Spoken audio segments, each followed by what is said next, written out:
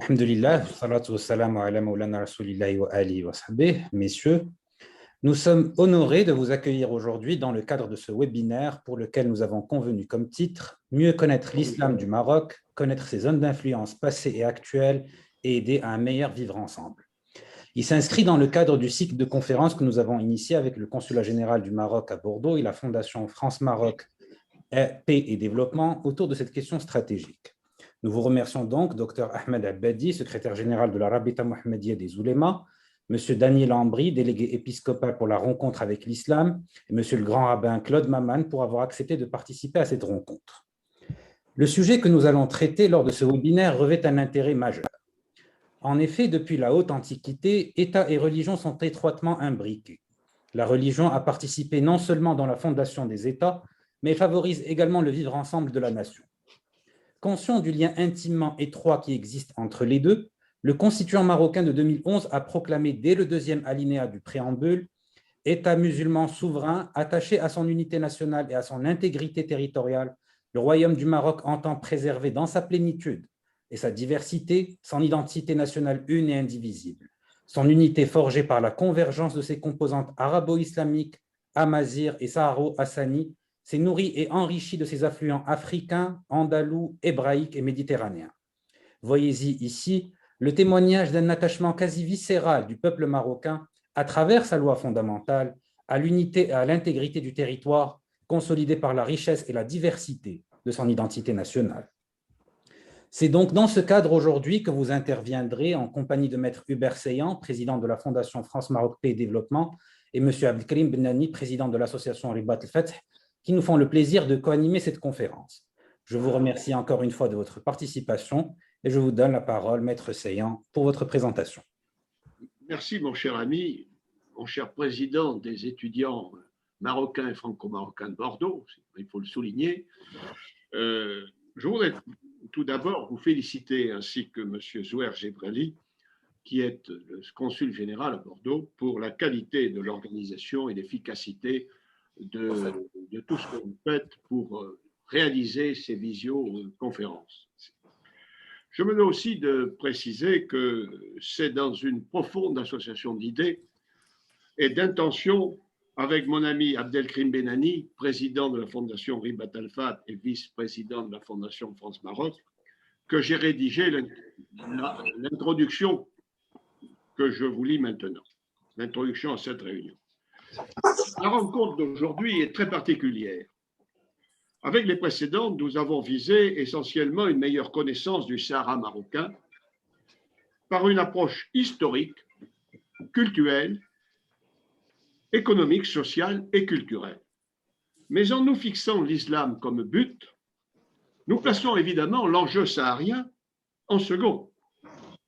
Il entrera cependant dans nos objectifs, bien entendu, de démontrer que l'islam, tel qu'il est pratiqué depuis 1300 ans au Ponant du Maghreb, a participé à la construction de l'Empire marocain, aujourd'hui Royaume du Maroc. Cependant, l'islam marocain sera envisagé aujourd'hui non seulement comme le ferment du pays, mais aussi comme un vecteur de développement de communautés sociales, interreligieuses et, j'ajoute, confiantes.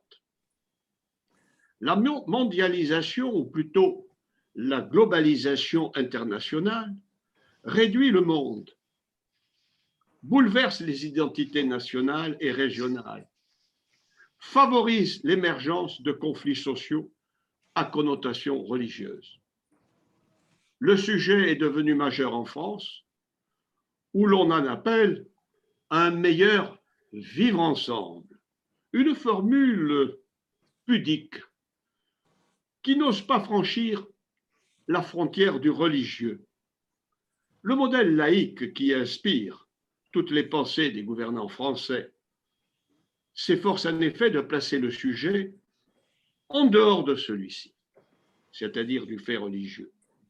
La tolérance, qui devrait être un objectif, je dis bien qui devrait être un objectif, est fixée comme un moyen, comme une règle dont l'inobservation conduit aux sanctions de la loi.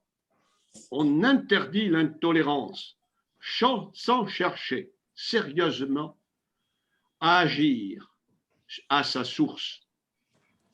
L'expérience nous a montré depuis longtemps, et en de nombreux autres domaines, les limites de la démarche.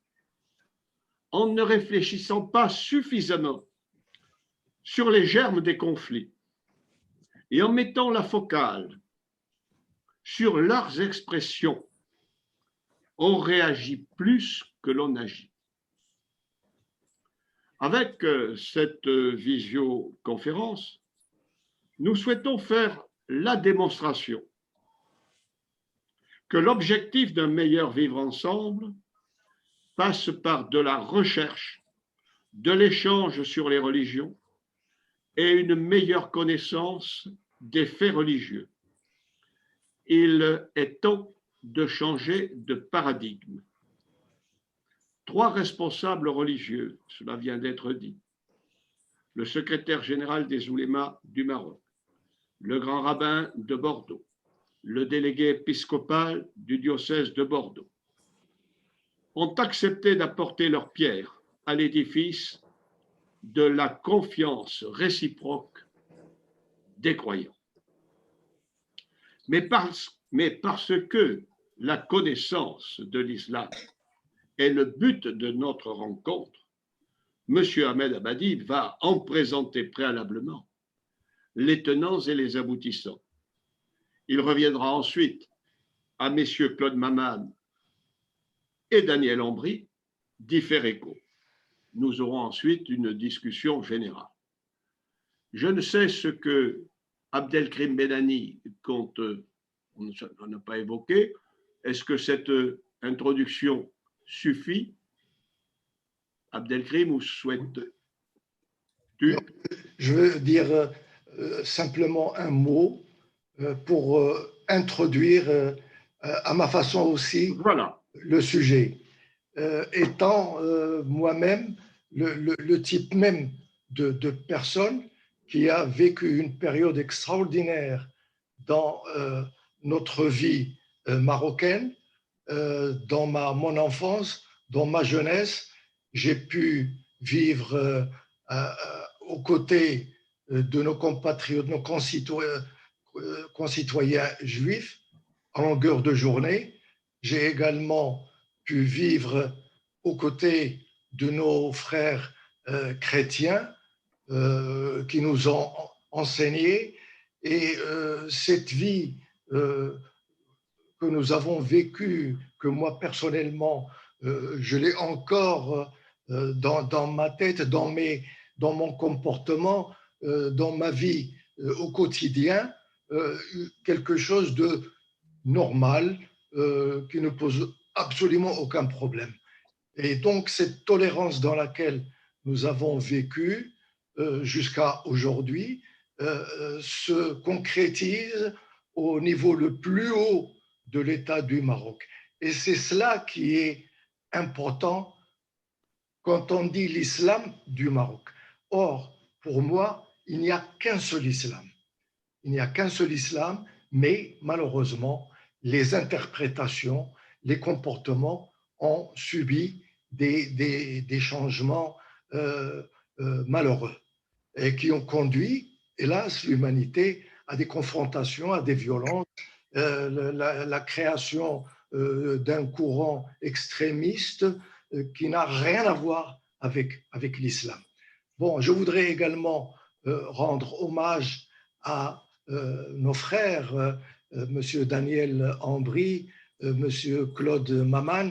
Je viens de dire à Monsieur Maman qu'à Rabat, nous avions un grand gynécologue qui s'appelait le docteur Maman, que j'ai connu personnellement et qui est de sa famille. C'est votre frère, n'est-ce pas? Mon frère aîné, oui, mon frère aîné. Voilà.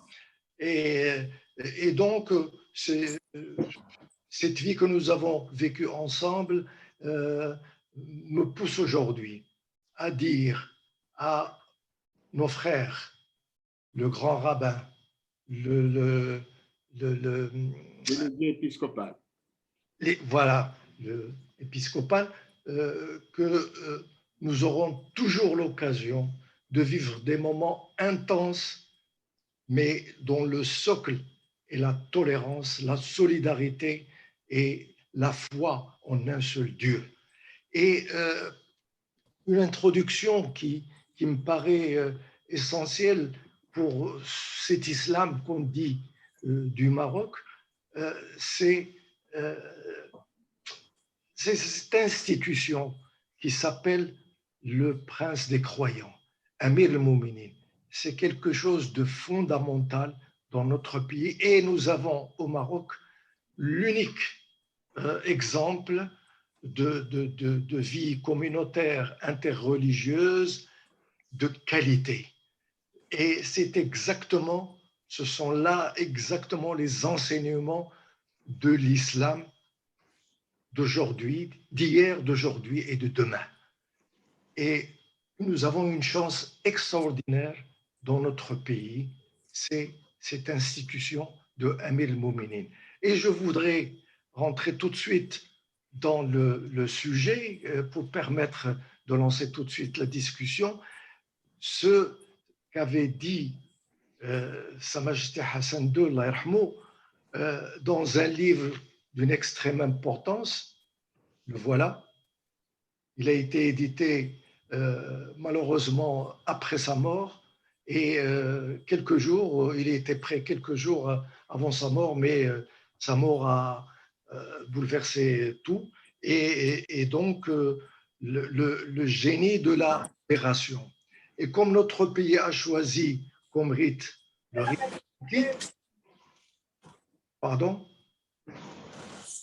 rite malikite, cette question lui a été posée sur le Coran et la Sunna.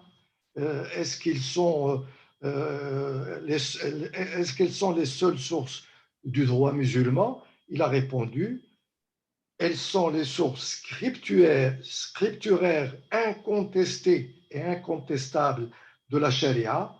C'est à proprement parler l'écriture sainte de l'islam. Tout l'islam y est. Ces deux textes ont bénéficié d'une transmission authentifiée par le consensus omnium, ce qui nous amène à rappeler comme troisième source du droit le consensus.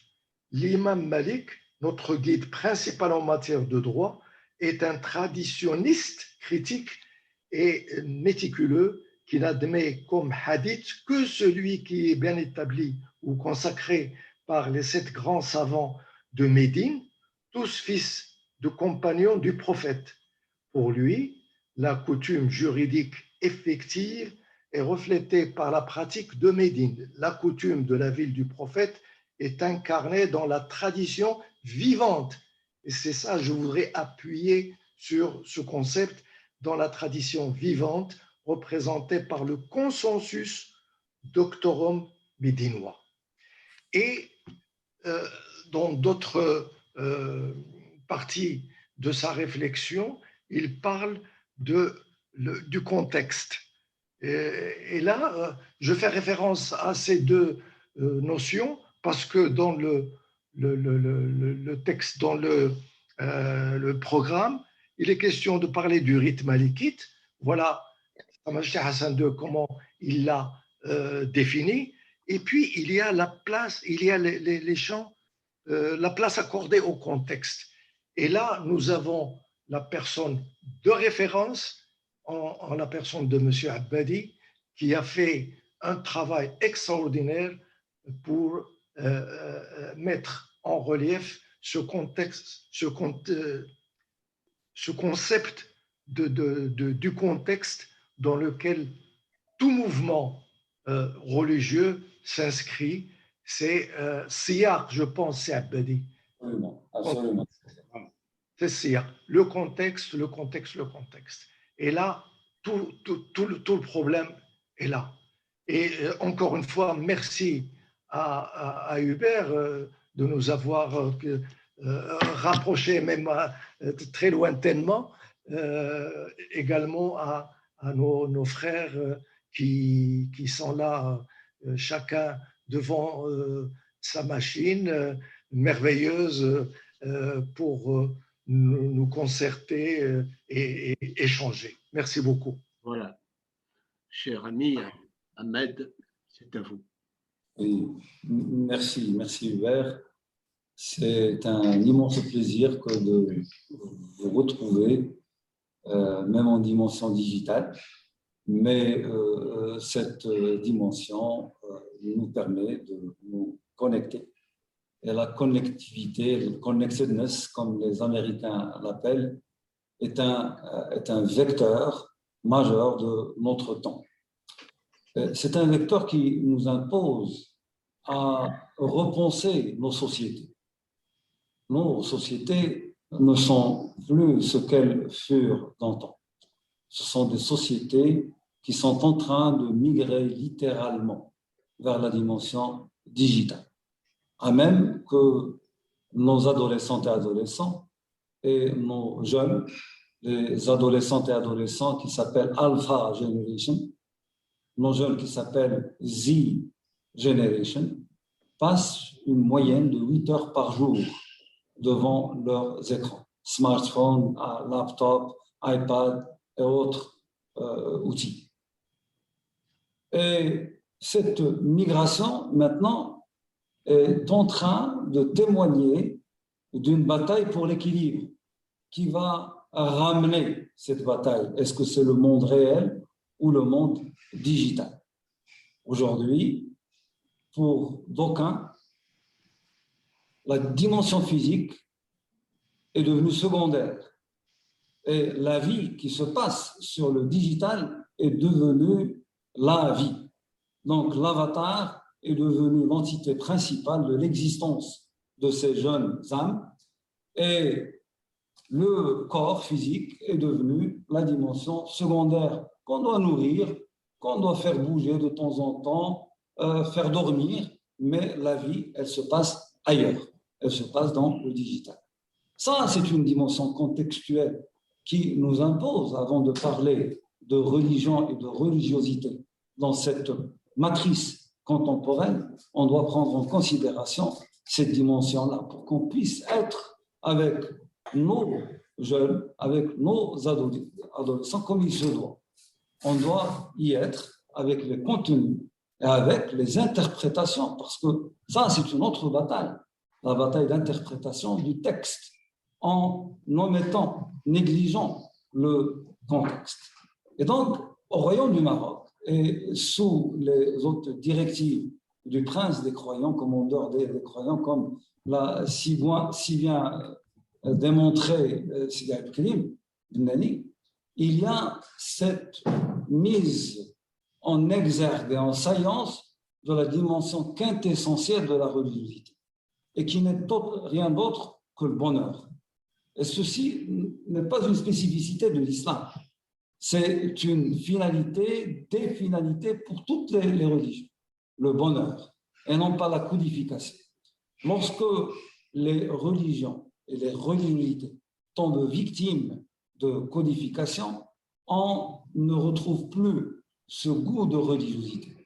On devient dans un système binaire de faire et de ne pas faire, de licite et d'illicite, de juste, de faux, correct et incorrect, etc. Et donc, toute la trahison, toute la dimension pétillante de la religiosité se perd par cette approche qui est une approche binaire. Le Royaume du Maroc s'est toujours refusé de tomber dans cet enclavement-là et dans cette dimension codifiante.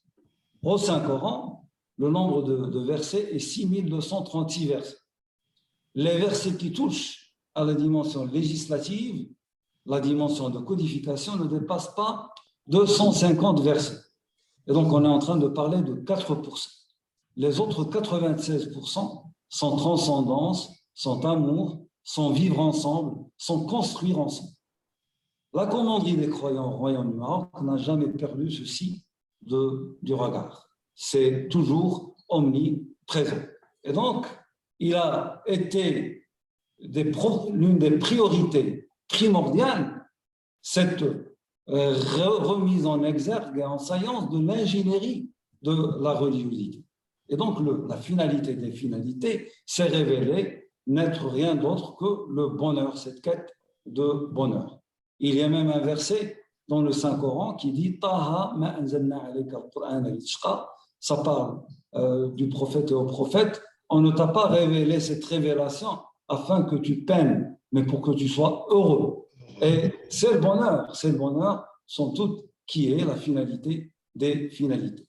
La deuxième finalité, c'est l'unité et l'unicité.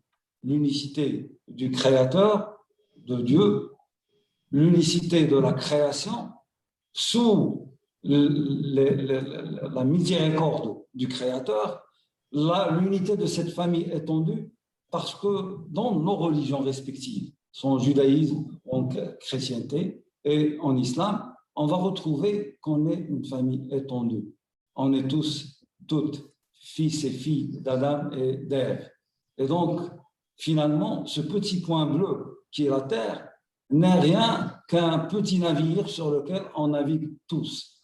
Et j'aime si bien, si fort, la nomination de sa sainteté le pape Francis, qui parlait de common home, c'est-à-dire notre demeure collective. Cette demeure collective est en train de témoigner aujourd'hui que notre bêtisier est en train de battre son plein. On a détruit les ressources de cette terre, on est devenu l'anthropocène. La religiosité, nos religiosités respectives sont tenues à nous ramener vers cette raison-là.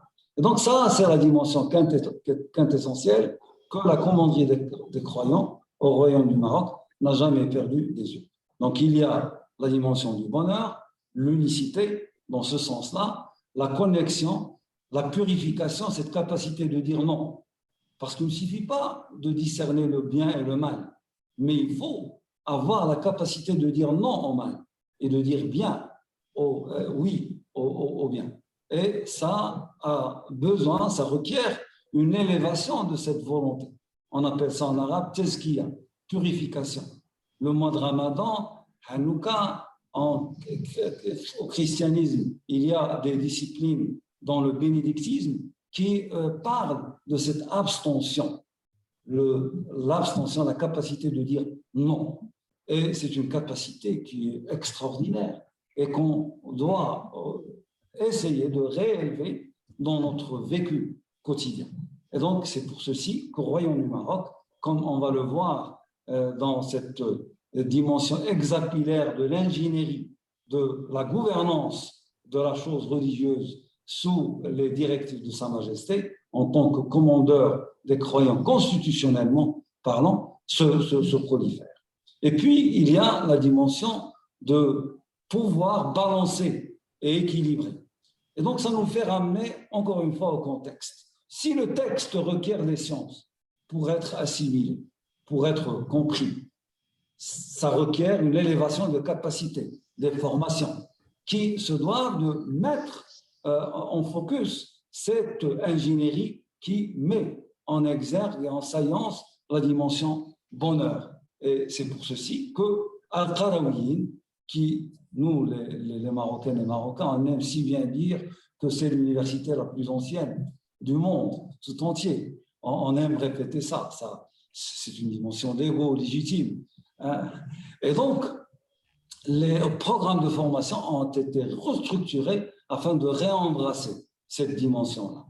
Cette dimension qui veut que les formés au féminin et au masculin doivent toujours se représenter le fait que c'est une ingénierie, que c'est une émanation fonctionnelle. Et la religiosité vise à rendre l'espèce, à rendre cette petite famille qui vit sur ce petit point bleu, qui navigue dans un univers dont on ne connaît pas de fin, une espèce heureuse. Une espèce heureuse.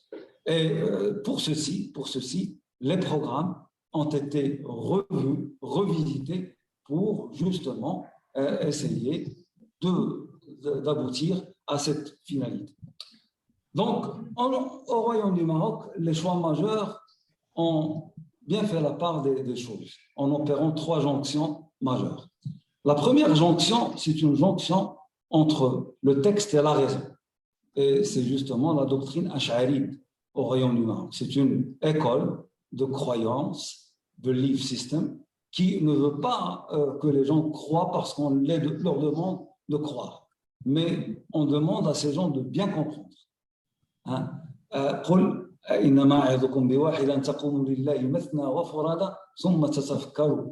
Je vous suggère de vous tenir en tant qu'individu, mais aussi en binôme, pour que vous puissiez cogiter pour cette dimension de l'être et la raison d'être.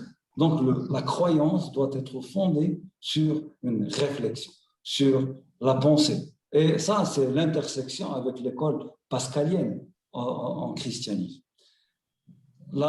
C'est une jonction entre texte et raison. La deuxième jonction est la jonction entre texte et contexte. Et c'est justement à quoi faisait allusion Sidi al-Krimnani lorsqu'il parlait de ce génie de modération. Le contexte requiert des sciences pour être assimilé et compris, comme le texte requiert des sciences, des clés pour être bien assimilé et compris.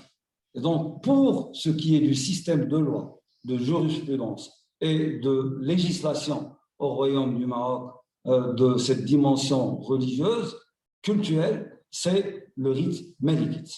Et le rite malikite a été choisi parce qu'il opère justement ce jointement et cette jonction entre le texte et le contexte.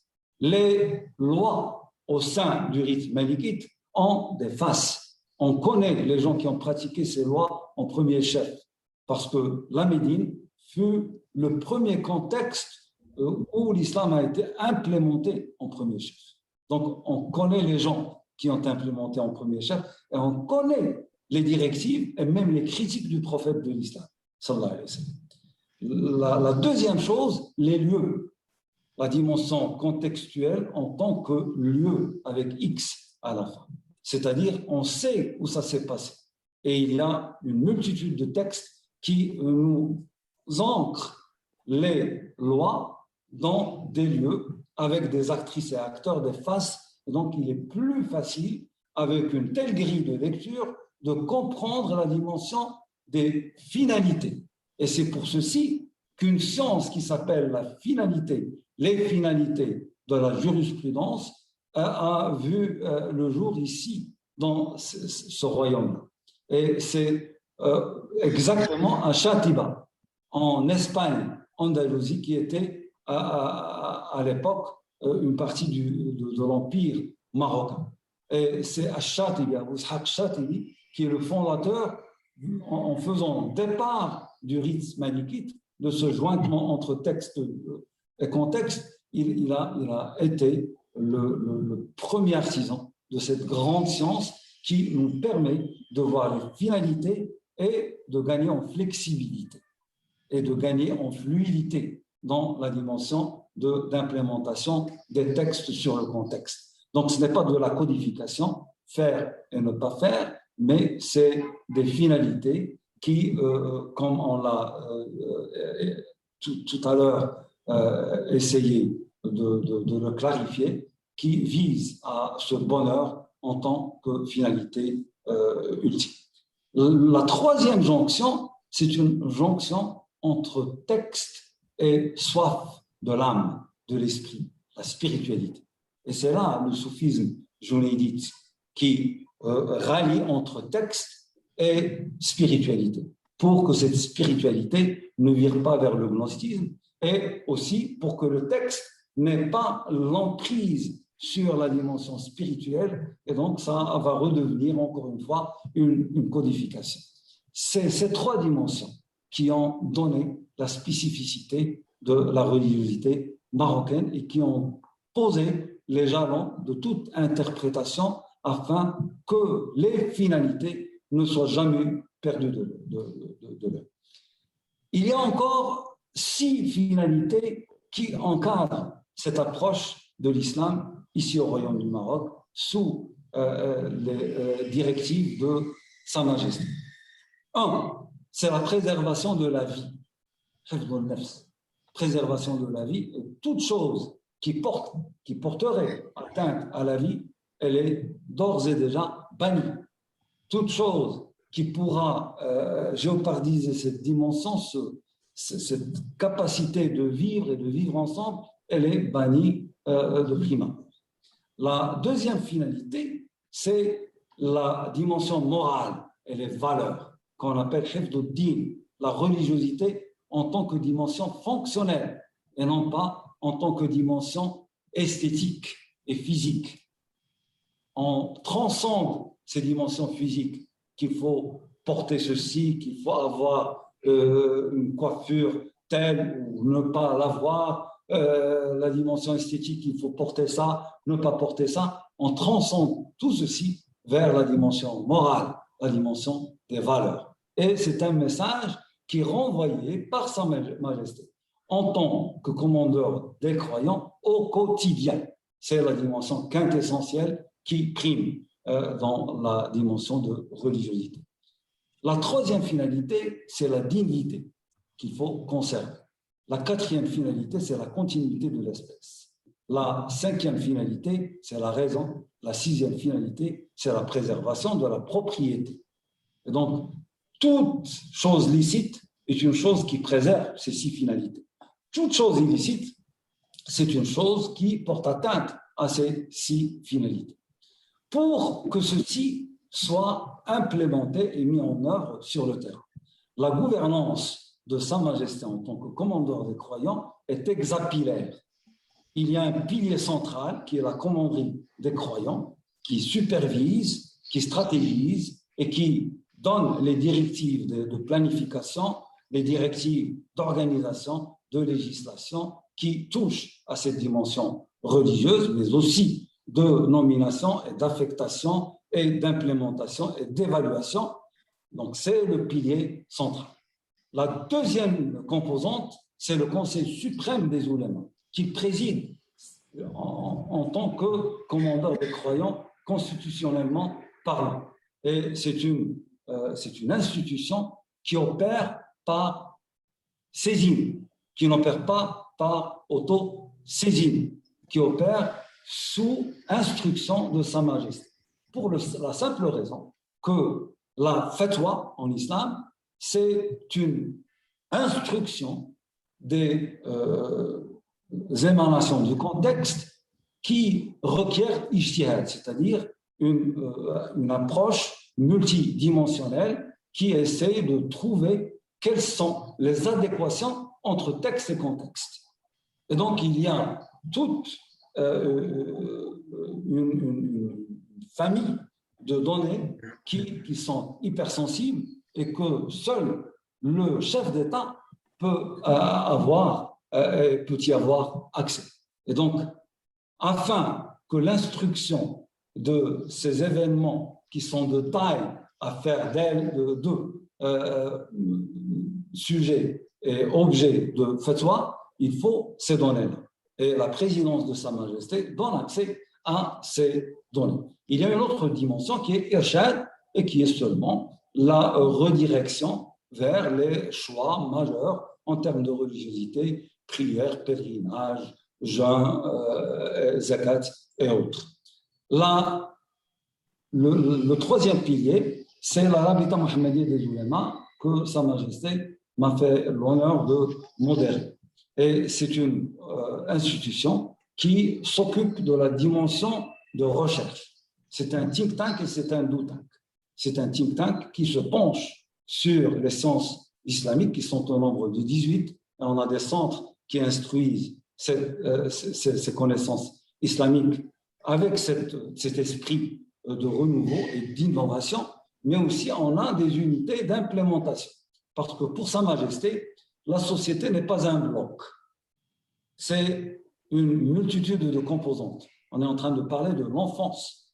On est en train de parler de l'adolescence. Et c'est pour ceci qu'on a commencé cette allocution par le fait de parler de ces équilibres qu'il faut essayer de protéger pour que l'avatar ne prenne pas la priorité.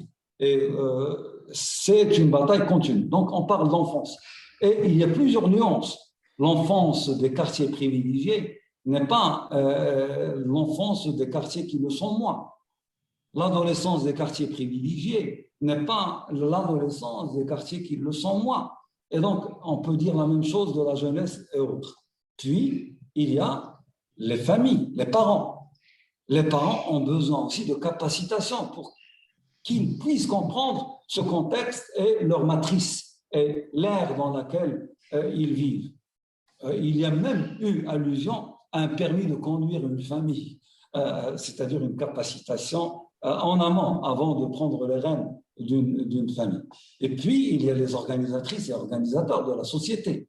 Et il y a les inspirantes et les gens qui inspirent et inspirants, c'est-à-dire les auteurs, les novellistes, les artistes, les spirituels, et les religieux et autres, celles qui inspirent la société. Il y a les gens qui dirigent la société. Et donc, le discours ne peut pas être monolithique. Il se doit de prendre en considération toutes ces franges de société.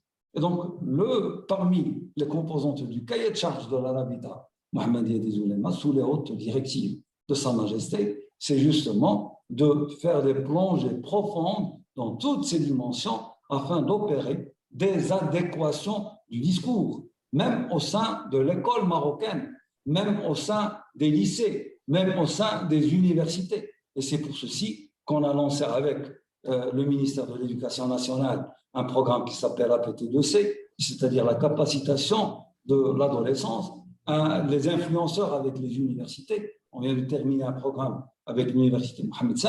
À ces égards-là, c'est une capacitation qui vise à immuniser. Parce que dans ce contexte contemporain, Sa Majesté sait qu'il n'y a plus lieu de parler de protection.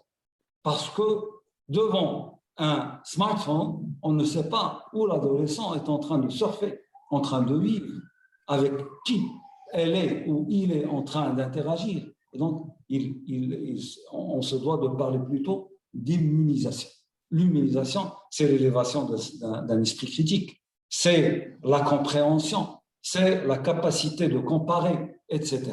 Et donc, l'Arabita Mohammedia, c'est son cahier de charge parmi d'autres fonctions. C'est un think tank et un do tank dans ce domaine-là pour à même tester la robustesse de quelques approches avant de les mettre en œuvre pour toute la société. Et donc, c'est aussi la bataille contre l'extrémisme et contre les interprétations à agenda. Et donc, c'est tout un travail qui se fait d'une manière complémentaire avec toutes les autres composantes du champ religieux. La quatrième composante, c'est la Qarawiyyin. La Qarawiyyin, il y a tout un textile d'institution qui est sous la Qarawiyyin, sous les autres directives et le regard de Sa Majesté en tant que commandeur des croyants. Ça a été rénové, comme on l'avait mentionné tout à l'heure. Et puis, il y a d'autres institutions qui opèrent. L'institution, la Fondation Mohamed VI des oulémas d'Afrique, pour justement opérer cet échange et cette complémentarité avec nos frères du continent africain qui partagent avec nous ces trois choix majeurs, c'est-à-dire le rite malikite, la doctrine ash'arite et le soufisme junaydite, soit dans son émanation tijane ou son émanation qadiri ou ses émanations chadili. Et donc, c'est une complémentarité que Sa Majesté vise, à même de refuser le mot exporter l'islam. C'est une inspiration, comme il aime si bien dire, que Dieu le glorifie, une inspiration mutuelle. Même avec nos frères des autres confessions, c'est un vivre ensemble. C'est la visée de cette finalité ultime qui est le bonheur de toute notre espèce. La cinquième composante, justement, c'est ce soufisme. La sixième composante, c'est la dimension logistique. Logistique, c'est-à-dire l'organisation, l'administration, les ministères qui opèrent dans ce domaine, et notamment le ministère des Affaires islamiques et des Habous, pour assurer le bon déroulé de cette stratégie inclusive. J'aimerais terminer par le fait qu'aujourd'hui, Sa Majesté a fait une autre une autre virée en transcendance.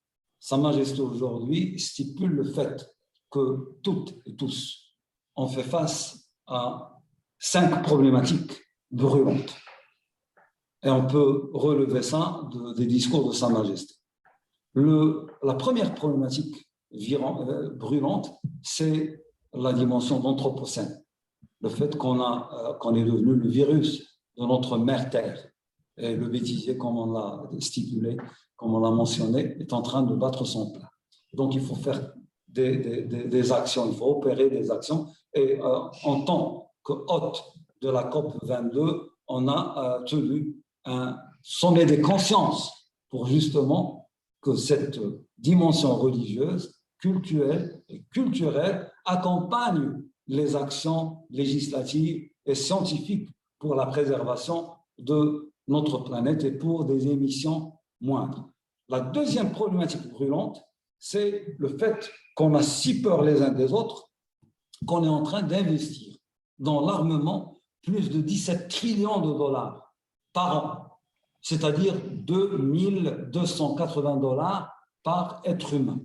Une famille à Somaliland peut avoir 22 800 dollars par an, une famille de 10.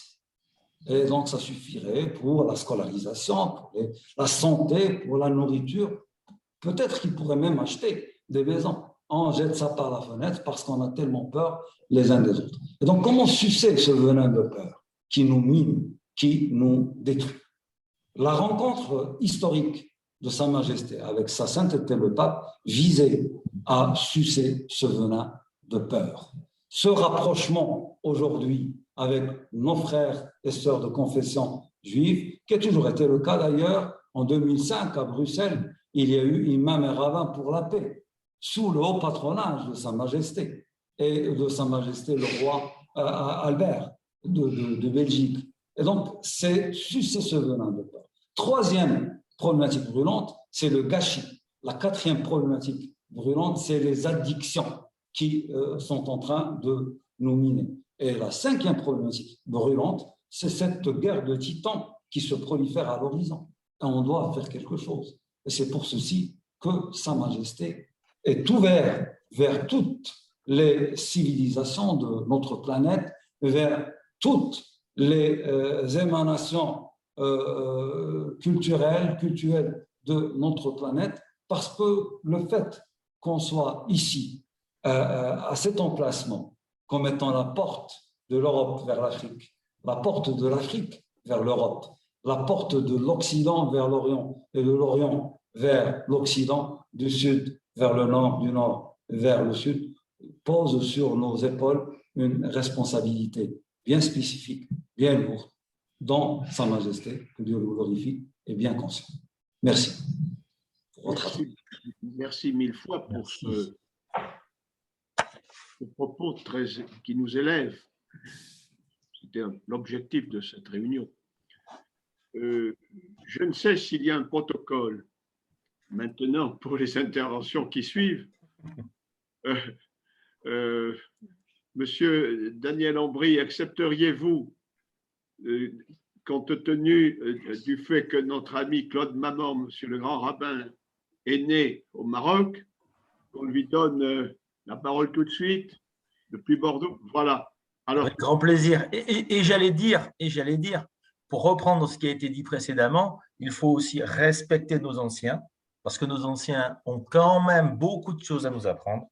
Et le privilège de l'âge fait que le grand rabbin a quand même beaucoup plus d'histoires que moi à raconter et beaucoup plus de choses qu'il a vécues, y compris au Maroc, chose que moi, je n'ai pas vécue. Donc, bien entendu, non, mais il n'y a aucun problème. Allez-y. Au contraire. Ça me facilitera, et je terminerai là-dessus, ça me facilitera un petit peu plus la chose, puisque j'aurai encore plus de choses à lier les uns aux autres. Donc voilà, donc moi tout me va. C'est ça, c'est parfait, je vous en remercie. D'ailleurs, vous nous montrez une vue magnifique de Bordeaux. Merci, c'est déjà magnifique. Et monsieur le grand rabbin est en Israël, donc je vois il fait beau temps, il y a un peu de vent, vous êtes bien. Bon, On vous écoute, monsieur le grand rabbin. Je vous remercie de me donner la parole. Et je veux dire la chose suivante d'abord. Notre ami là tout à l'heure a tenu à parler de mon frère qu'il a connu à Rabat, qui était gynécologue effectivement à Rabat, très, très connu, et qui est décédé il y a quelques années à Toulouse. Et je veux vous dire, pour justement donner une image de ces liens que nous avions entre nos deux religions, c'est que son meilleur ami d'enfance, lors des obsèques, son meilleur ami d'enfance s'est déplacé depuis Rabat pour participer, pour être présent aux obsèques, et non seulement présent aux obsèques, mais il a prononcé la prière bien connue chez les musulmans pour l'accompagnement des morts. Et je peux vous dire que ça a été très impressionnant pour nous, et ça a été justement la preuve que nous avons vécu pendant des siècles côte à côte au Maroc. Le vivre ensemble, c'est quelque chose qui fait partie de nos gènes, on peut dire, de nos gènes, parce que nous avons beaucoup de choses en commun. Beaucoup de choses en commun, c'est-à-dire même, par exemple, le calendrier lunaire, qui est le même, aussi bien pour les musulmans que pour les juifs, et les lieux de culte qui n'ont pas d'image, du tout, contrairement aux lieux de culte catholiques. Et donc, il y a beaucoup de choses. La nourriture aussi, la nourriture halal et la nourriture cachère qui est aussi en commun. Et alors, dans mon enfance, je me souviens que nous célébrions la fête de Pessah. La fête de Pessah, c'est la fête des pains azimes. Nous mangeons des galettes pendant 8 jours. Et à l'issue de cette fête, il y avait une grande fête et une grande manifestation qui s'appelait la Mimouna. La Mimouna qui était une fête, une célébration à porte ouverte. Les uns allaient chez les autres. Et je peux témoigner d'une chose. La première personne qui franchissait le pas de notre porte, c'était la musulmane qui avait élevé mon père lors de son enfance. Et vous parliez du Sahara. Mon grand-père venait du Sahara. Donc j'ai des origines aussi de ce côté-là.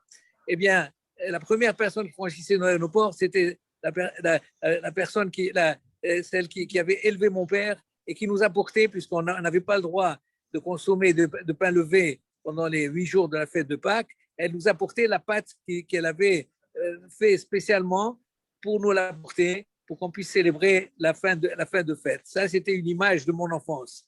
Et effectivement, lorsque vous parliez tout à l'heure de la constitution marocaine, effectivement, le judaïsme fait partie de la constitution marocaine. Et c'est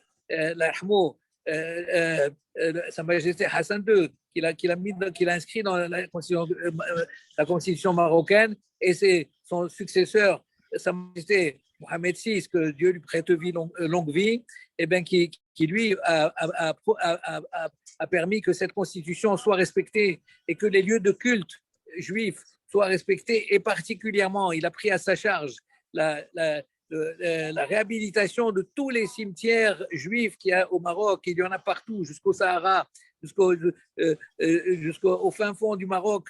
Et tous ces cimetières ont été réhabilités et remis en état grâce à Sa Majesté Mohamed VI, qui a fait cela sur ses fonds propres d'ailleurs, qui a mis cela sur ses fonds propres. Et donc, effectivement, nous avons nos prières aussi qui se ressemblent. Je disais qu'on n'a pas d'image dans les lieux de culte. Et puis, le calendrier et la nourriture. Et puis, effectivement, aussi, le statut personnel qui est respecté au Maroc, puisque c'est la loi mosaïque qui fait force de loi au Maroc pour les juifs, bien entendu, puisque on ne peut se marier que devant un rabbin, comme d'ailleurs les musulmans aussi, devant l'imam, et divorcer également, et tous les actes religieux de la vie civile, on dira en France, passer par le côté de la loi, par le respect de la loi mosaïque. Et c'est donc cela, justement.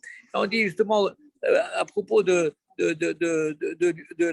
vivre ensemble, de l'amour que nous devons avoir les uns vis-à-vis des autres. Dans la Bible, il est dit « aime ton prochain comme toi-même ».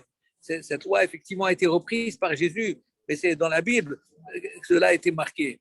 Et pourquoi on doit s'aimer justement les uns comme les autres? Parce que Dieu, lorsqu'il a créé l'homme, il aurait pu créer plusieurs couples, il a créé qu'un seul couple pour que je ne puisse pas dire moi, je suis le descendant de ce couple et toi, tu es le descendant de son couple. Nous sommes tous descendants du même couple, Adam et Ève. Et c'est pourquoi nous devons vivre ensemble, nous devons vivre dans la paix et dans le bien-être. Et effectivement, ce respect des uns vis-à-vis des autres, eh bien, il est très symbolique au Maroc.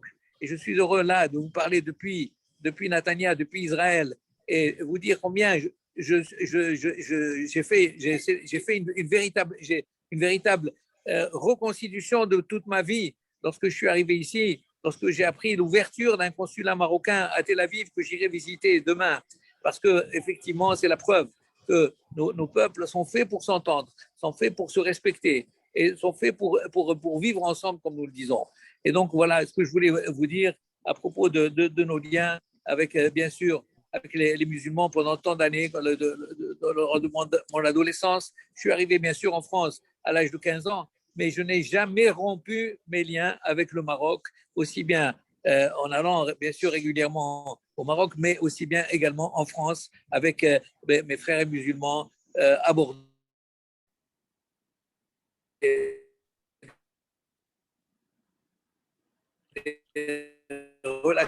L'imam Tarek Oubrou est un ami personnel et c'est moi qui l'ai accueilli à l'époque à Bordeaux, lorsqu'il est arrivé à Bordeaux, et je l'ai accompagné dans ses premiers pas dans les relations interconfessionnelles.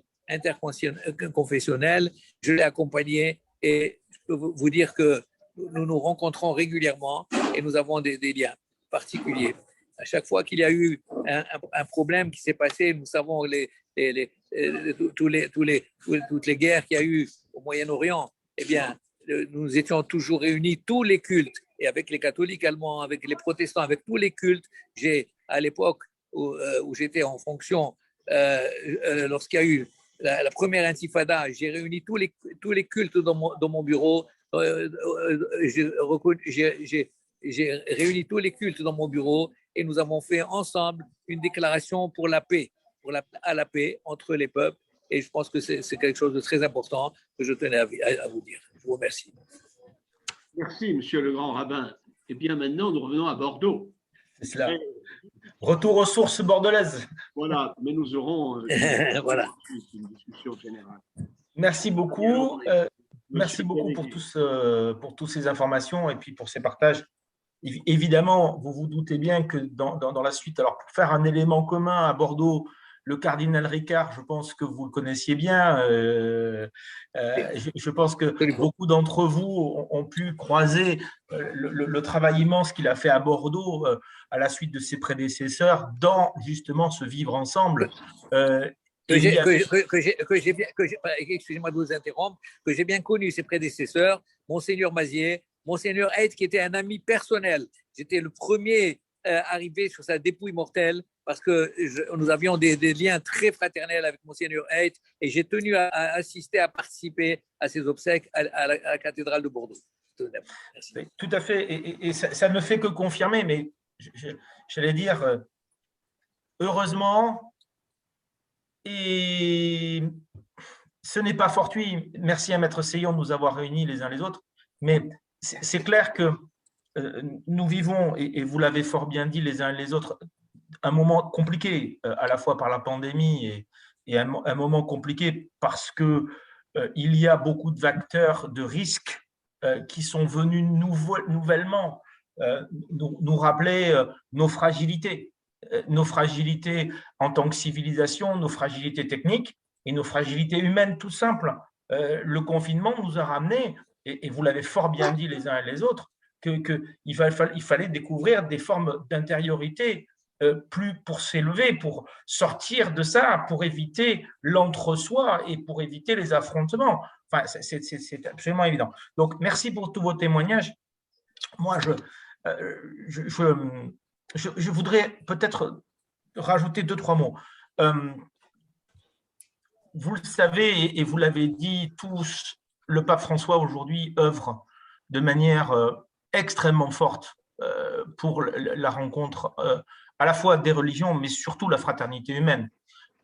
Les derniers textes qu'il a produits, que ce soit la lettre qu'il a signée avec le Cheikh Al-Tayeb à Abu Dhabi, puis sa visite juste après, dans les semaines qui ont suivi au Maroc, pour vraiment rencontrer le commandant des croyants et structurer dans ce pays extrêmement tolérant le dialogue, on est au cœur réellement de la doctrine de l'Église aujourd'hui, c'est-à-dire, vous l'avez dit, Claude Maman, il n'est d'évidence qu'il faut aimer l'autre comme Dieu nous aime.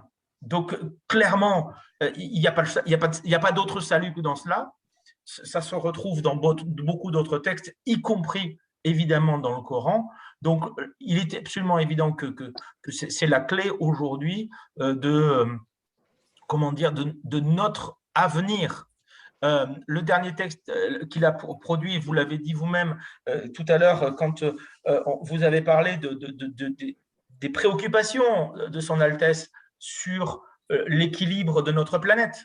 C'est incroyable. Laudato Si est venu aussi, la dernière encyclique du pape, rapporter et rappeler que nous étions fragiles et que notre fragilité, nous étions tous co-responsables sur cet avenir commun. Il n'y a pas d'autre solution que de faire ensemble des choses et de le faire sur nos territoires, dans le contexte qui nous occupe chaque être humain. Il faut absolument que nous fassions ensemble. C'est fratricide, voire c'est un génocide collectif si nous ne le faisons pas. Nous sommes dans ces challenges-là. Nous sommes dans cette, dans cette orientation stratégique de la planète et de l'humanité.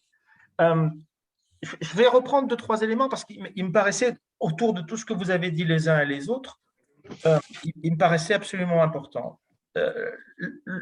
La première chose, c'est quand on se rencontre, et on se rencontre heureusement régulièrement, moi à Bordeaux, j'ai la chance d'avoir des collègues qui sont marocains, et je dis j'ai la chance, voilà, je le dis parce que c'est une chance, j'ai la chance d'avoir des collègues d'autres confessions, j'ai de la chance aussi d'avoir des collègues qui sont athées, mais qui s'interrogent sur pourquoi nous, croyants, mettons-nous de manière extrêmement importante la foi comme guide. Mais ils s'interrogent, donc on peut être athée, agnostique, mais on peut s'interroger clairement sur l'essence même de nos croyances. Et ça, je trouve que c'est cette intelligence-là qu'il faut valoriser partout.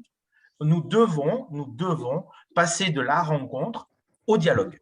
Donc ça, c'est le premier point sur lequel, et je remercie Maître Seignan d'avoir mis ça, de m'avoir interrogé sur ça, parce que, voilà, pour moi, c'est le premier point, passer de la rencontre avec des êtres humains au dialogue profond, au dialogue,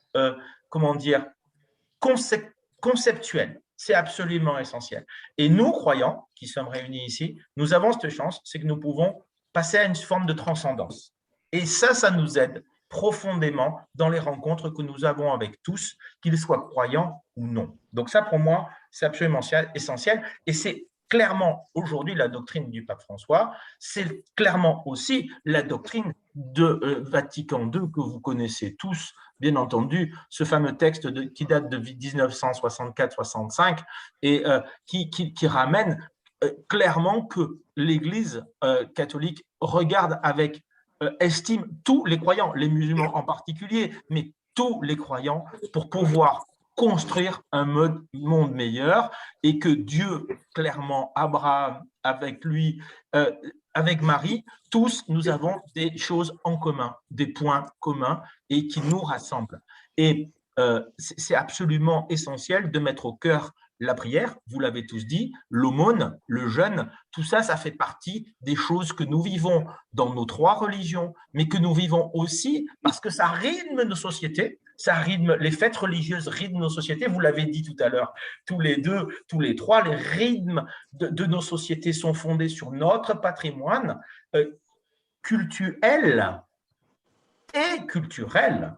Ah ben, tout d'un coup, j'ai un petit coup de vent à Bordeaux, là, hop, je suis passé dans le sombre. Désolé, j'ai les volets qui se sont fermés. C'est pas grave. Et donc, du coup, donc voilà, je crois que fondamentalement, nous avons ça en commun. Et les liens que Bordeaux a avec le Maroc sont absolument incroyables, sont historiques. Et puis, la population de Bordeaux est métissée, enfin, elle est mixée, elle est riche de ça. Tout à l'heure, vous avez parlé de Tarek Oubrou, mais moi, quand je dis Tarek, c'est pas Tarek, c'est toute la communauté musulmane qui est extrêmement riche. Et la communauté marocaine, j'allais dire, est extrêmement dynamique à Bordeaux en plus. Les jeunes étudiants marocains sont extrêmement dynamiques, porteurs de sens, porteurs de savoir. On vient d'embaucher un jeune chercheur, un enseignant-chercheur marocain encore, on vient d'en embaucher un. Donc, vous voyez, on est en plein dans ça, on est en plein dans cette mixité. Et quand je parle d'embaucher, c'est au niveau de mon boulot, hein, évidemment pas au niveau de ma mission. Mais ça serait intéressant sans doute d'embaucher ou de croiser parfois au niveau du diocèse aussi nos réflexions. Ça, c'est le premier point que je voulais évoquer avec vous. Deuxième chose, la valorisation, pour moi, de chaque individu est absolument essentielle.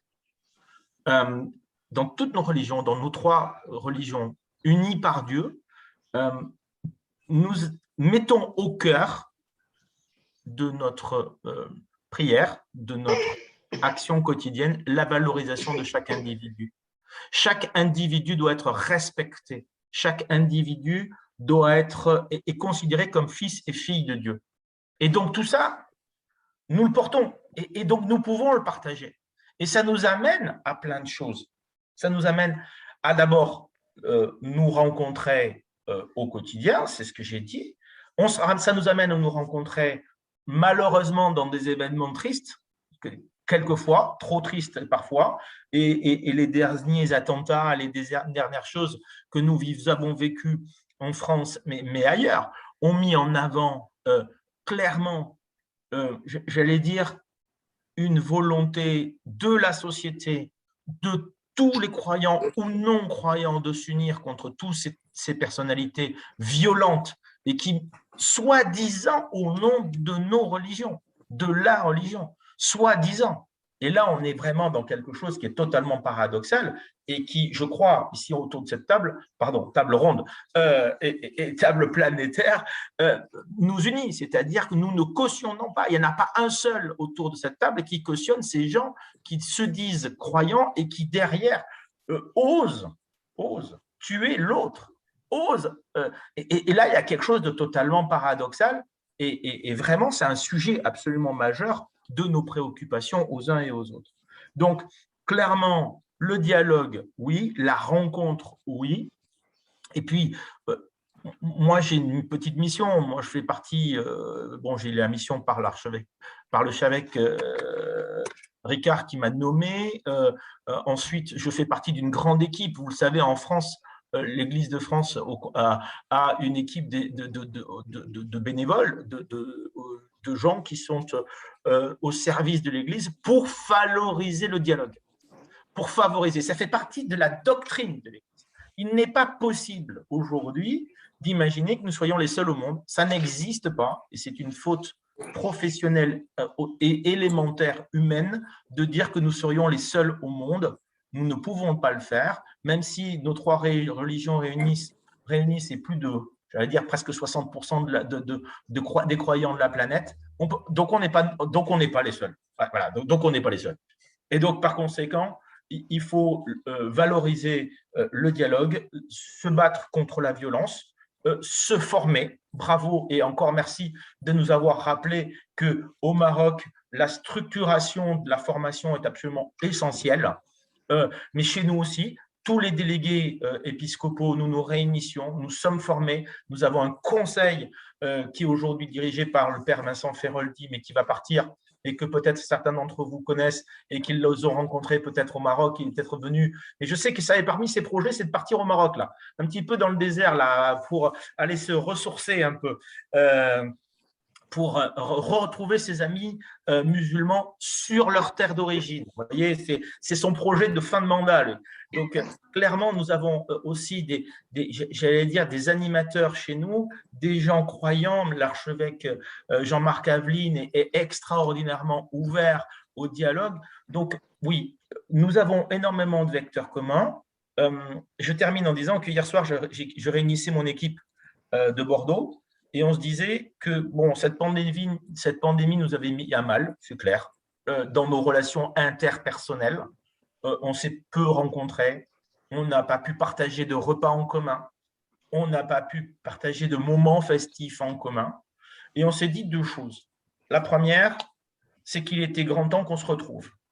Donc, qu'on avait d'une manière ou d'une autre à Bordeaux, on ne sait pas comment encore, mais on va tous se retrouver entre frères, partager un bon repas et un bon moment ensemble. Donc ça, c'est la première préoccupation qu'on s'est dite. La deuxième préoccupation, on s'est dit, nous avons la chance de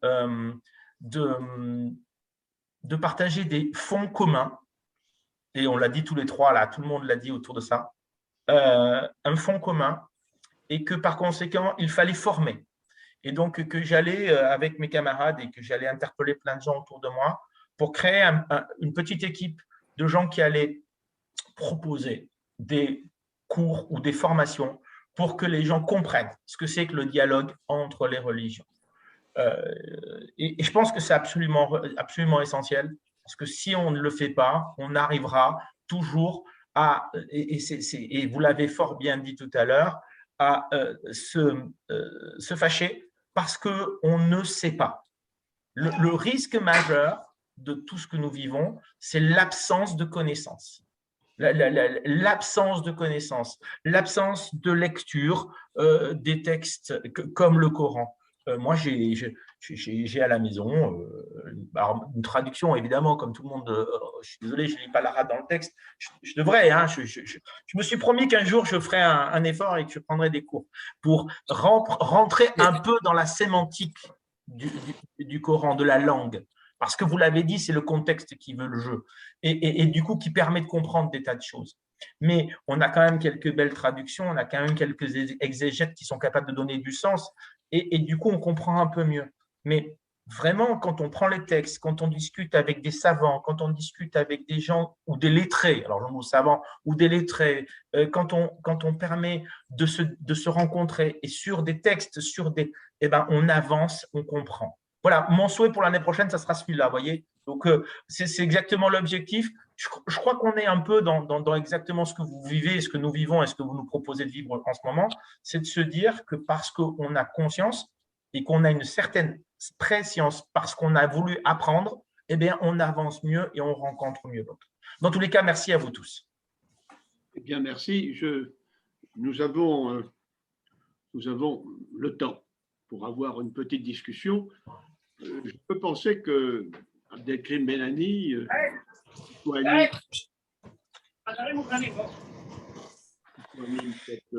cette réunion, ces échanges pourraient nous dire quelques mots. Abdelkrim? Oui, on termine, n'est-ce pas? Oui, nous sommes dans la discussion, nous redonnons la parole à chacun.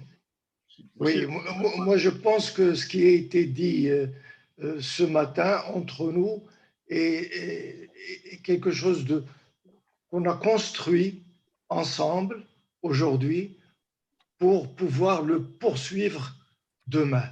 Et là, je réitère mon invitation à venir à Smara, ce lieu de culte, de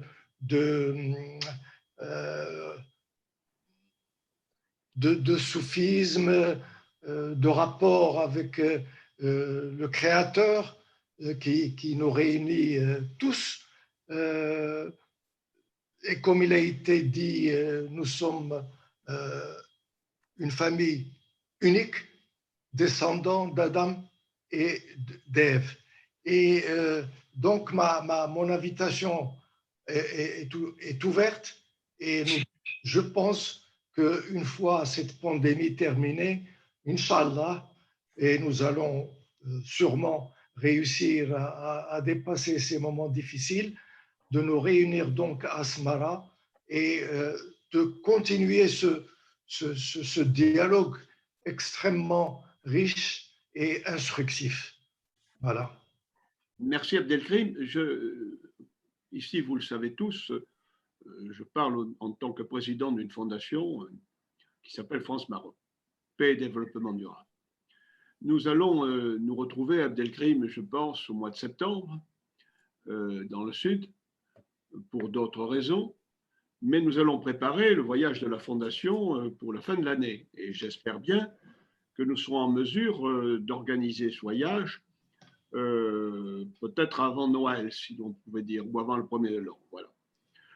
Si tel était le cas, il va de soi que l'invitation d'Abdelkrim Medani pourrait être envisagée dans le cadre de notre voyage de la Fondation.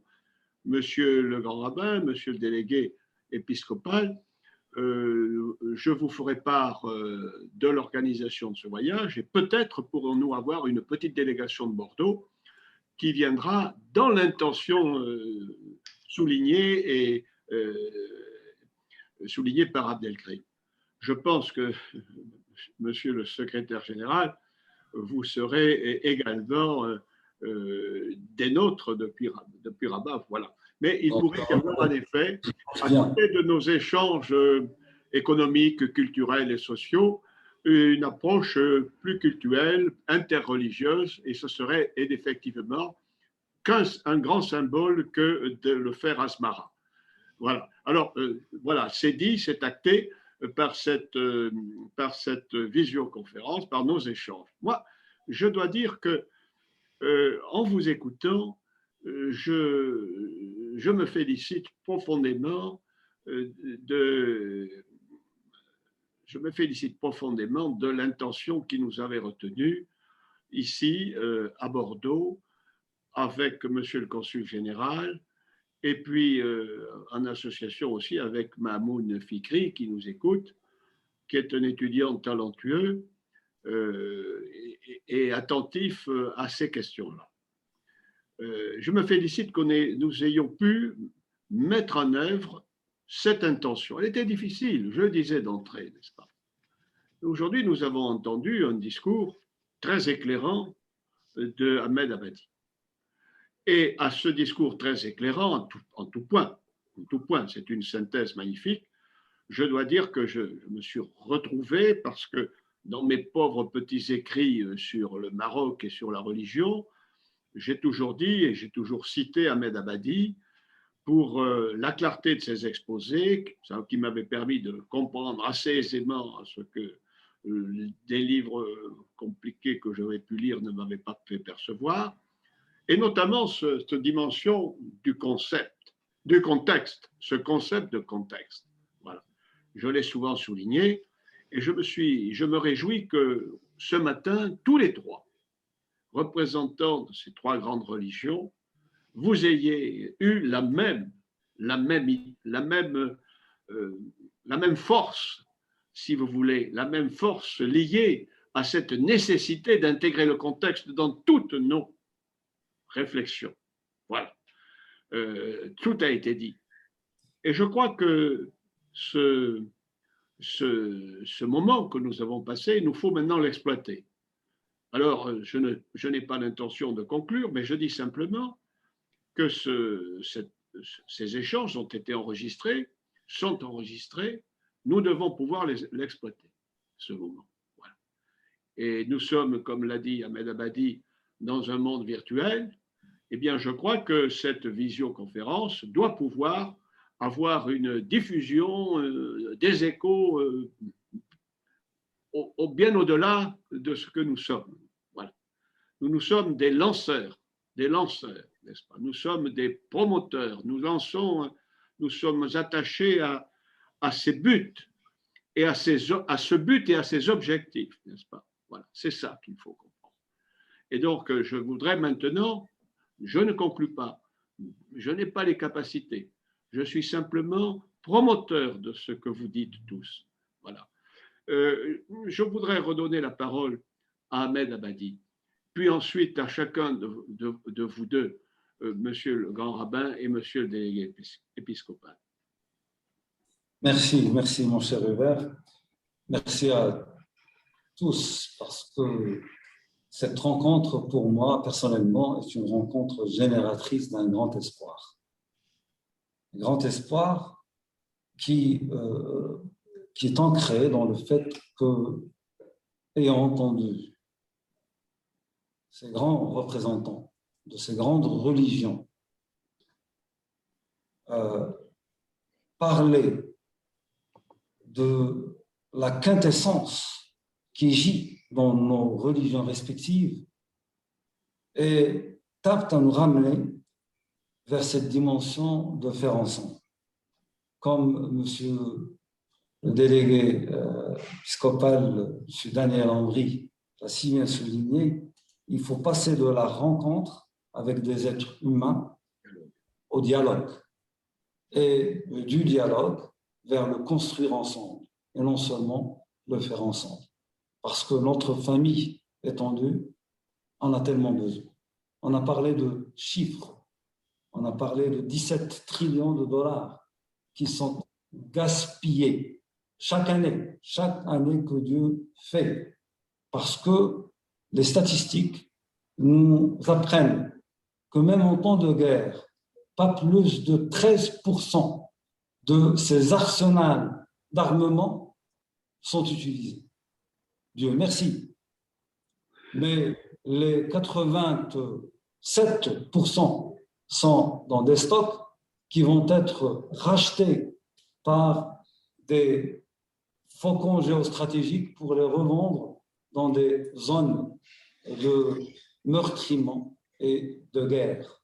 Et donc, c'est des venins à extraire et cette matinée me donne beaucoup d'espoir. Je suis très heureux d'avoir entendu notre cher Sidi Abdelkrim émettre cette généreuse invitation pour Smara.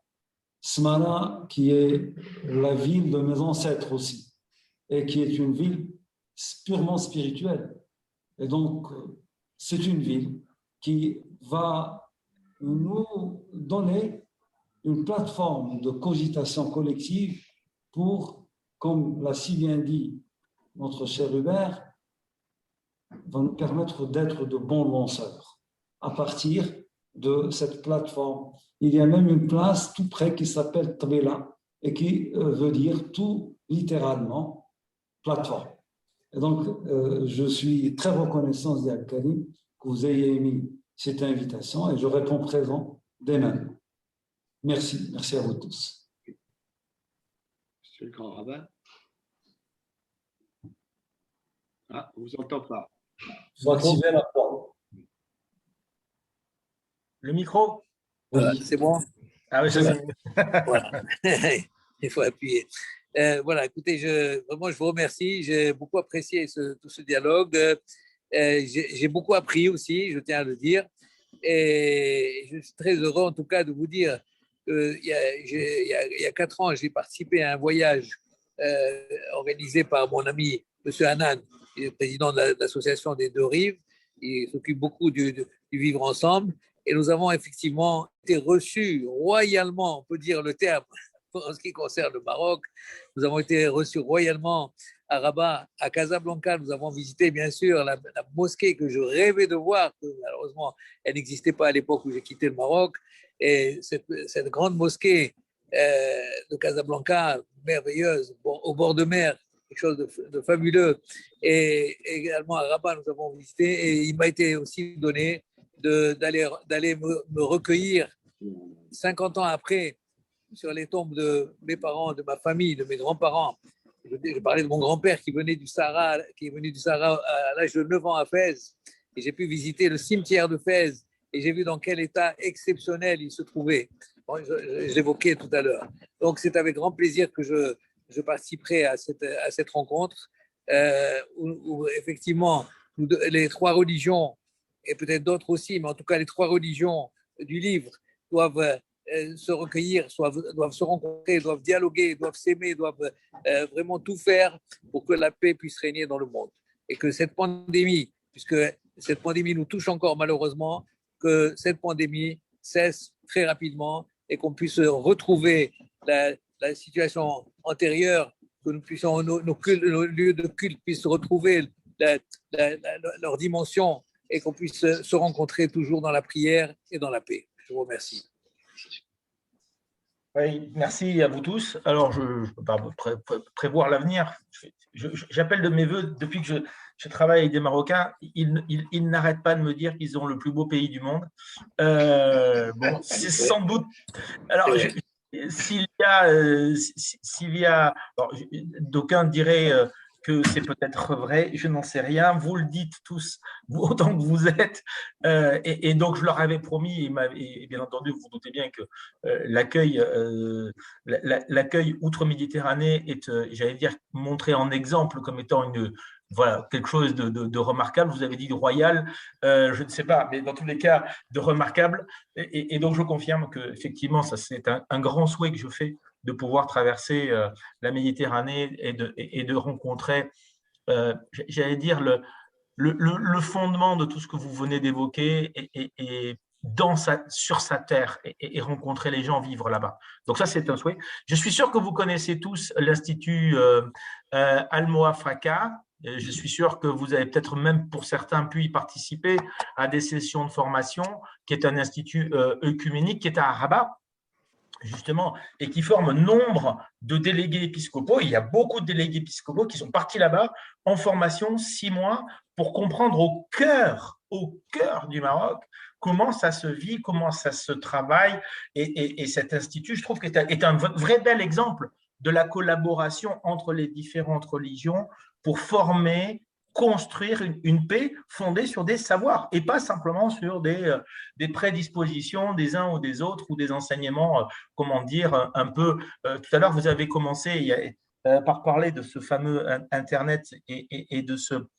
C'est une plaie pour la formation. Vous le savez tous et on a tous bien conscience. Tout y passe dedans. Tout y passe dedans.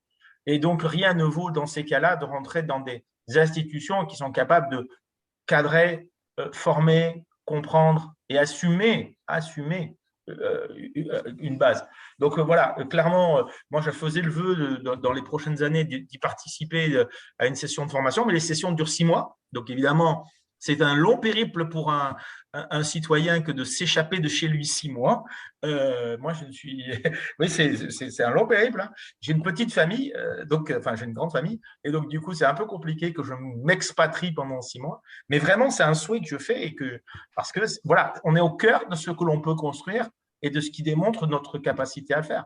À Bordeaux, on a plein de choses qui ont pu être faites, et j'espère qu'on pourra le faire un peu partout. Dans tous les cas, soyez persuadés que Jean-Paul Jahm, qui est le nouvel archevêque de Bordeaux, et la conférence des évêques de France, dans la suite de ce que nous dit le pape François, et au cœur de ça, il n'est pas possible que nous fassions autrement. Nous n'y voyons pas d'autres sources de salut, ce n'est pas possible pour nous. Donc voilà, donc clairement, je remercie vraiment Hubert Seillan d'avoir insisté lourdement pour que je participe à cette réunion. Merci à vous tous parce que c'est un moment riche, c'est un moment dont il faut bénir le ciel et je le fais. On a besoin de ça aussi pour avancer et c'est un moment plein d'espoir. Voilà, merci à vous tous. C'est bien. Avant de donner la parole à Mamoun Fikri, parce qu'il nous observe avec la sagacité habituelle, je commence à le connaître, ce garçon, je voudrais vous dire, Daniel Ambry, que nous n'allons pas partir 6 mois, nous, à Smara. J'avais traduit. Voilà. Ce qui veut dire que vous aurez… C'est plus faisable, mais j'avais traduit dans ce sens-là aussi, j'avais compris. Et je vous rassure, j'ai bien noté. J'ai bien noté. C'est bien. Mamoun Fikri. Oui, bon, que dire après ces interventions très riches en enseignement et qui nous indiquent et qui témoignent en fait de la réalité des liens qui existent entre les représentants des 3 religions. Il n'est plus à prouver aujourd'hui que musulmans, catholiques et juifs sont capables non seulement de dialoguer, non seulement de se rencontrer, mais aussi de construire des choses ensemble. Et la conférence ou le webinaire d'aujourd'hui n'est qu'une preuve supplémentaire des liens viscéraux qui existent entre nos trois religions. Et si vous me permettez, juste une petite question à Monsieur le secrétaire général de la Rabita Mohammedia des Oulémas. Dans la petite introduction que j'ai faite tout à l'heure, j'ai fait lecture du deuxième alinéa du préambule de la Constitution marocaine de 2011, qui cite à la fois l'unité et l'intégrité territoriale et en même temps parle de cette identité nationale plurielle du Maroc. Nous avons au Maroc la chance d'avoir un commandeur des croyants, donc nous avons la chance d'avoir un rite qui nous permet de protéger l'intégrité de notre territoire. Et ma question s'adresse à vous, Monsieur le secrétaire général. Quel lien faites-vous entre la commanderie des croyants, les liens d'allégeance qui existent entre le peuple et le commandeur des croyants, et la question de notre intégrité territoriale? Est-ce que vous y voyez un lien juridique, historique, politique, mais aussi religieux? Nous savons tous que le califat, après le décès du prophète, a essayé en quelque sorte de construire l'idée d'un État en fonction, l'idée d'un État, l'idée d'une formation politique en fonction de cette succession, en fonction de ces liens d'allégeance. Que pouvez-vous dire sur ces liens d'allégeance, sur leurs effets concernant la question de la marocanité du Sahara? À vous la parole. Merci Zimamoun pour cette question.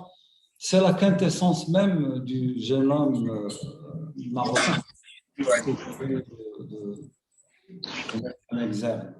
Parce que l'allégeance, c'est un pacte conjoint entre le commandeur des croyants, le prince des croyants, qui est un concept inclusif. Les croyants, croyantes et croyants, ne veulent pas seulement dire les musulmanes et musulmans, c'est aussi les autres confessions qui vivent sur terre marocaine. Et d'où cette fierté qui a été exprimée au préambule de notre Constitution de 2011, la fierté de cette richesse identitaire qui nous spécifie finalement. Et donc c'est un pacte pour garantir un vivre ensemble qui est téléologique et qui est complémentaire et qui vise le bonheur de toutes et tous. Et c'est justement, comme je l'ai dit, c'est la quintessence du jeune homme du royaume du Maroc. Et c'est un engagement mutuel entre le commandeur des croyants et les citoyennes et citoyens pour assurer se vivre et se construire ensemble. Merci Ahmed Abadi pour ces précisions qui sont dans la logique de ce que nous avons entendu tout à l'heure, Mamoun Fikri. Oui. Je me réjouis de la question de Mamoun Fikri parce que ces rencontres, ces échanges, ces dialogues que nous avons construits depuis maintenant quelques mois, depuis Bordeaux, et grâce à vous et grâce à Monsieur le Consul général, ont tous eu pour objectif principal d'engager une réflexion sur le Maroc d'aujourd'hui dans ses relations nord-sud qui ont été évoquées aujourd'hui. Et notamment, puisqu'on dit nord-sud, en ce qui concerne une réflexion, en ce qui concerne l'identité du territoire, l'identité du royaume. Vous m'avez vu dans ma conférence introductive parler de l'Empire et du royaume dont le ferment a été et est encore, bien sûr, ce rite malikite, cette pratique de l'islam. Bien sûr, il n'y a qu'un seul islam, comme il n'y a qu'un seul Dieu, si je pourrais dire. Mais il y a des pratiques, nous n'y pouvons rien. C'est dans l'ordre de la démarche du contexte, mon cher Ahmed, et vous tous. Le contexte appelle des particularismes du point de vue de la vie religieuse. C'est obligatoire, nous n'y pouvons rien. C'est une règle qui s'impose à nous sans qu'on ait besoin sans qu'on puisse la contester. Alors ce Sahara marocain, disons-le, il n'est que marocain. Il n'est que marocain parce que l'influence historique de la religion, parce que ça a été ça quand même dans un premier temps, a été beaucoup plus large que le territoire actuel du Maroc. Voilà, c'est tout. C'est tout. On pourrait faire des rapprochements, je n'ai pas le moment, il est tard, c'est la fin de cette réunion, mais il est vrai que nous attendons tous aussi de ce débat. Vous vous souvenez j'avais dit, le but c'est mieux connaître l'islam dans sa pratique marocaine, et deuxièmement, deux objectifs, mieux identifier les sphères d'influence de cet islam, et notamment, bien entendu, au Sahara. On ne peut pas discuter les sphères d'influence de cet islam patronné par la commanderie des croyants. Aujourd'hui, cette zone d'influence, elle est prioritairement au Sahara, voilà, et à Asmara et à Darla. Nous n'y pouvons rien. C'est comme ça, c'est l'histoire. C'est la force des faits.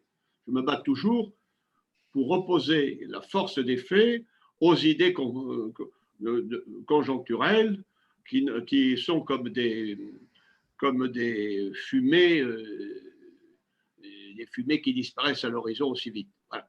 Ça ne dure pas tout ça, alors que les faits existent. Il faut le dire s'agissant de l'islam. Le deuxième objectif que nous étions formés, c'était de profiter de cette occasion, cette occasion de dialogue, pour répondre à la question qui, en France, est la question majeure. Et ce matin, le consulat me faisait part d'une visioconférence ou d'un enregistrement qui montre la négation complète liée aux idéologies de tout ce que nous faisons aujourd'hui. Ce qui m'avait permis de dire que ce n'est pas en interdisant, mais en agissant à la source sur les ferments. Et le dialogue, c'est cela. Voilà. Que nous pourrons agir et non pas réagir. Là, ce que je reviens. Donc, je crois que là encore, cette conférence, ces échanges, ce dialogue, moi, je suis en admiration complète. Vous m'avez vu prendre beaucoup de notes. J'ai aussi appris beaucoup, monsieur le grand rabbin. Nous apprenons à tout âge, nous avait dit le bon La Fontaine, n'est-ce pas? Je le disais beaucoup à mes étudiants, cela moi aussi. Voilà. Et ce jour, nous avons tous beaucoup appris. Nous avons appris la nécessité de l'écoute. La nécessité de l'écoute. Car c'est vrai qu'on n'a pas employé ce mot, mais on s'est tous fortement écoutés. On avait besoin de l'autre pour avancer. Voilà. C'était ça. Merci donc à tous. Merci Abdelkrim, mon vieil ami au sens, pas de nos âges, bien sûr. Merci Ahmed Hamadi. Toi aussi, tu nous avais fait l'honneur de venir à Bordeaux plusieurs fois. Et depuis, nous avons gardé des liens importants. Merci, monsieur le grand rabbin, qui vous aussi, nous avez fait l'honneur de venir à des réunions importantes à Bordeaux, n'est-ce pas? Et puis enfin, merci le dernier, le plus jeune dans la sphère de mes relations, Daniel Ambry. Et enfin, un grand merci à Mamoun Fikri. J'espère que vous avez tous